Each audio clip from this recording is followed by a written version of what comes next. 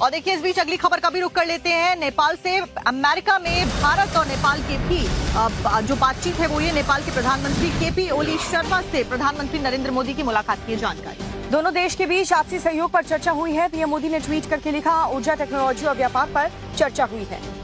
देखिए दोनों देशों के बीच में आपसी सहयोग पर चर्चा हुई है। पीएम नरेंद्र मोदी ने एक्स पर पोस्ट करके इसकी जानकारी दी कि ऊर्जा टेक्नोलॉजी और व्यापार पर चर्चा हुई है। भारत और नेपाल की दोस्ती बहुत मजबूत है और देखिए कहा भी जाता है कि नेपाल के साथ में भारत का रोटी और बेटी का रिश्ता है और उसी रिश्ते को कायम रखते हुए यहाँ पर ये मुलाकात कई मायनों में अहम हो जाती है, क्योंकि व्यापार से संबंधित जानकारी हुई या फिर तमाम जो मुद्दे हुए उनके ऊपर चर्चा दोनों मंत्रियों के बीच में हुई है।